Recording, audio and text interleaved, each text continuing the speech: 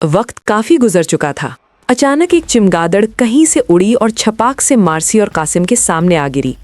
यकलख्त Marcy की हज़ियानी अंदाज में चीख निकली और वो बेसाख्ता कासिम की जानिब सिमट गई और उसके दाएं बाजू को छुआ तो उसके तन बदन में बिजली सी कौंध गई। मार्सी का दिल ज़ोर ज़ोर से धड़क रहा था और कासिम के सीने में एक नई लज्जत के शगुफ़े फूट रहे थे। लेकिन ये सब कुछ सिर्फ 2 सानिये के लिए था। अगले लम्हे मार्सी कासिम से अलग होकर बैठ गई। उसका चेहरा शर्मो हया की शिद्दत से अनार हो चुका था। अब मार्सी ने वापस चलने में ही बेहतरी समझी, क्योंकि इस तरह कासिम के बदन से मस होने के बाद उसके बदन में कपकपी तारी हो चुकी थी और वो कोई बात करने की हिम्मत न कर पा रही थी। वो कांपते कदमों के साथ उठी और ज़मीन पर पड़े खुश्क पत्तों को घूरते हुए कहने लगी, अब हमें चलना चाहिए। कासिम के लिए आज की मुलाकात 22 साला ज़िंदगी का सबसे हसीन तजर्बा थी। कासिम बहुत खुश था। उसे मार्सी के साथ मिलकर यूँ लगा जैसे उसने हफ्त अक़लीम की शहनशाहियत हासिल कर ली हो। कासिम भी उठकर मार्सी के हमरा कदम ब कदम चलने लगा था। रास्ते में उसने मार्सी से सवाल किया। वक्त काफ़ी गुजर चुका था। अचानक एक चिमगादड़ कहीं से उड़ी और छपाक से मार्सी और कासिम के सामने आ गिरी। यकलख्त मार्सी की हज़ियानी अंदाज में चीख निकली और वो बेसाख्ता कासिम की जानिब सिमट गई और उसके दाएं बाजू को छुआ तो उसके तन बदन में बिजली सी कौंध गई। मार्सी का दिल ज़ोर ज़ोर से धड़क रहा था और कासिम के सीने में एक नई लज्जत के शगुफ़े फूट रहे थे। लेकिन ये सब कुछ सिर्फ 2 सानिये के लिए था। अगले लम्हे मार्सी कासिम से अलग होकर बैठ गई। उसका चेहरा शर्मो हया की शिद्दत से अनार हो चुका था। अब मार्सी ने वापस चलने में ही बेहतरी समझी, क्योंकि इस तरह कासिम के बदन से मस होने के बाद उसके बदन में कपकपी तारी हो चुकी थी और वो कोई बात करने की हिम्मत न कर पा रही थी। वो कांपते कदमों के साथ उठी और ज़मीन पर पड़े खुश्क पत्तों को घूरते हुए कहने लगी, अब हमें चलना चाहिए। कासिम के लिए आज की मुलाकात 22 साला ज़िंदगी का सबसे हसीन तजर्बा थी। कासिम बहुत खुश था। उसे मार्सी के साथ मिलकर यूँ लगा जैसे उसने हफ्त अक़लीम की शहनशाहियत हासिल कर ली हो। कासिम भी उठकर मार्सी के हमरा कदम ब कदम चलने लगा था। रास्ते में उसने मार्सी से सवाल किया। मार्सी का जुमला सुनकर कासिम की रूह कांप गई। उसने ज़रा सी देर किए बगैर कहा, नहीं, सुल्तान ने मुझे जिस काम पर लगाया है उसका बयान ना करना ही मेरी जिम्मेदारी का अवलीन तकाजा है। मैं पीछे रहने वाला सिपाही नहीं हूँ। अभी शायद रज़्मगाह में जौहर दिखाने का मेरा वक्त नहीं आया। मुझे उम्मीद है कि सुल्तान कूनिया से वापसी पर सलीबियों के खिलाफ बड़े मार्के में मुझे ज़रूर लेकर जाएगा। मार्सी कासिम की बात समझ गई। उसने तफहीमी अंदाज में सर हिलाया, अपने कहे पर माजरत करने लगी। कासिम भी मुस्कुरा दिया। कुछ देर खामोश रहने के बाद मार्सी कासिम की आंखों से आंखें निकालकर मुड़ी और तेज़ कदमों से चलती हुई बग्घी में सवार हो गई। दूसरे दिन सुल्तानी लश्कर कूच कर चुका था, जबकि शहाबुद्दीन पाशा चंद दिनों में ही रवाना होने वाला था। कासिम के दिल में मैदाने जंग से दूर रहने का कुछ मलाल तो पहले ही था, लेकिन मार्सी की बात उसके दिमाग में नश्तर की तरह उतर गई थी।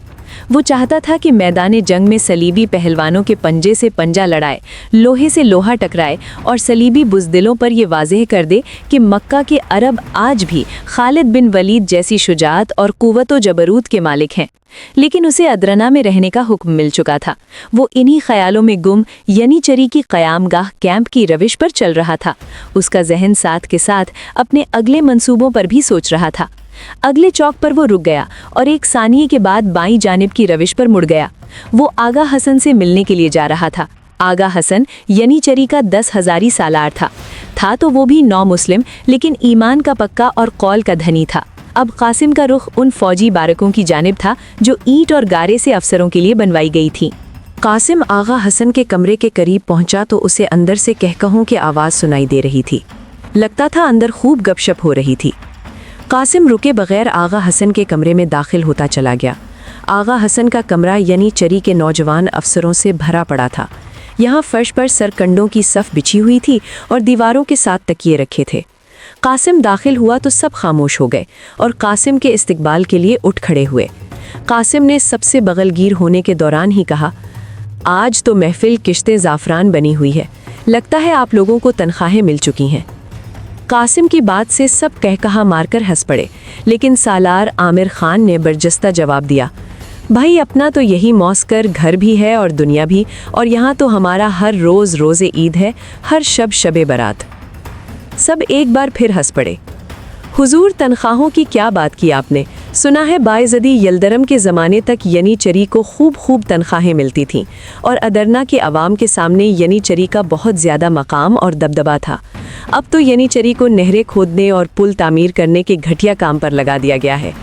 असलम खान की बात से एकदम महफिल का रंग बदल गया। आगा हसन समेत कुछ अफसरों को ये बात नागवार लगी और कुछ ने असलम खान की हाँ में हाँ मिलाई। कासिम अब तक एक माहिर जासूस साबित हो रहा था। उसने आते ही महफिल से ऐसा सवाल किया था जिससे वो यनीचरी में फैलने वाली मुमकिना बगावत के बारे में इब्तदाई मालूमात हासिल कर सकता था। असलम खान की बात से कासिम का माथा ठनका। उसने सादा से अंदाज में दूसरा तीर फेंका। अरे दोस्तों, ये तो बताओ, सुल्तान के हमरा कौन कौन गया है और शहाबुद्दीन पाशा के हमरा कौन कौन जा रहा है? आगा हसन ने फौरन जवाब दिया, सुल्तान के हमरा सिर्फ यनीचरी के 5000 सिपाही रवाना हुए हैं। बाकी तमाम फौज जागीरदारों सरदारों पर मुश्तमिल है। इस 5000 के लश्कर की कमान अपना दोस्त रियाज बेग कर रहा है। अलबत्ता शहाबुद्दीन के हमरा यनीचरी के 13 बड़े दस्ते रवाना हो रहे हैं। हर अवल में मैं और कमांदार अमीर खान जाएंगे। बाकी सब लोग जो यहाँ बैठे हैं सिवाय असलम खान के कल्ब में रहेंगे। मेमना और मैसरा पर जागीरदारों को मुकर्रर किया गया है और 30,000 पैदल सिपाहियों की कमान सुल्तान के बहनोई मोहम्मद चलपी के सुपुर्द की गई है। ये तो है हमारी कैफियत, लेकिन हैरत है कि तुम्हारा नाम कहीं दिखाई नहीं दिया। आगा हसन ने शहाबुद्दीन पाशा की तफसील बताई और आखिर में कासिम से वही सवाल कर दिया जो मारसी ने किया था।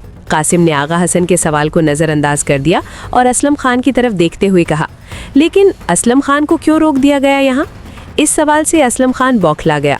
उसने किसी कदर हकलाते हुए कहा, आप अपनी बात गोल कर गए और मेरी बात पूछ रहे हैं। पहले आप बताइए कि आप क्यों रह गए हैं साथ जाने से? इससे पहले कि कासिम बोलता, सालार अब्दुल रहमान बोल उठा, मैं बताता हूँ कि कासिम बिन हिशाम किस लिए लश्करों के साथ ना जा सका। सारी महफिल कोने में बैठे अधेड़ उम्र सालार अब्दुल रहमान की तरफ मुतवज्जो हो गई। सुल्तान ने कासिम को अदरना में रहकर जंग लड़ने का हुक्म दिया है। सुना है यहाँ कैसर की कोई खुफिया फौज मौजूद है।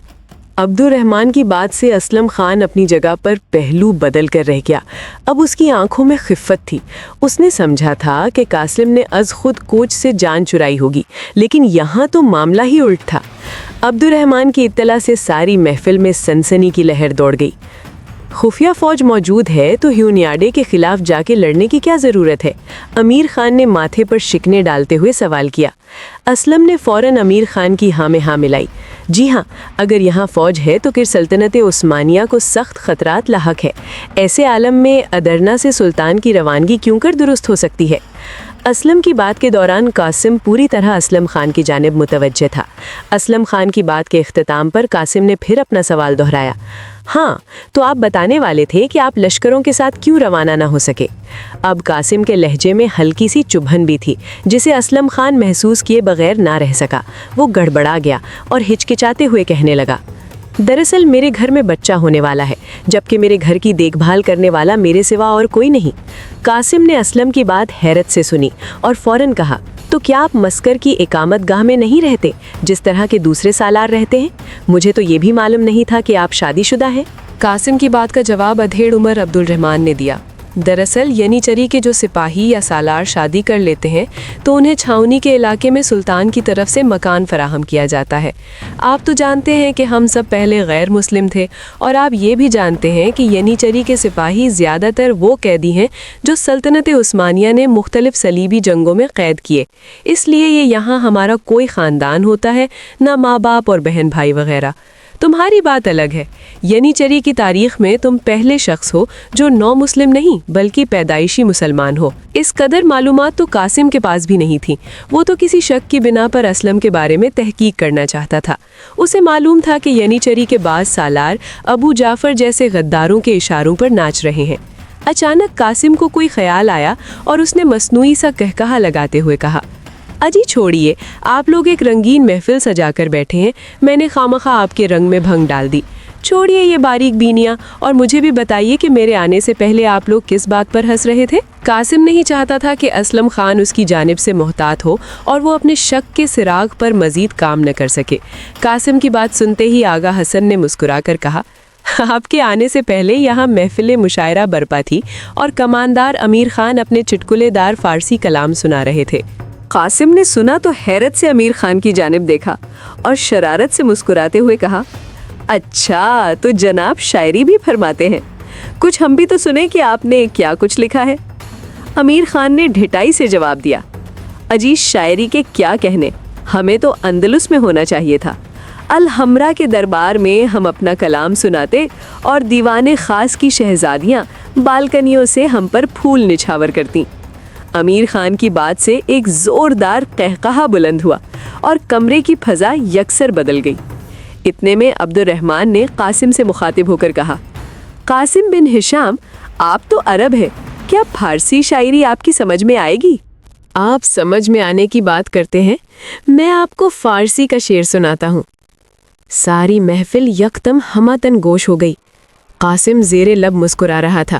اس نے کچھ دیر توقف کے بعد انتہائی خوبصورت ترنم سے اسلم خان کی جانب دیکھتے ہوئے فارسی کا ایک شعر سنایا۔ آن نہ من باشم کے روز جنگ بینی بشت من، آن من ہم کان درمیان خاک و خون بینی سری۔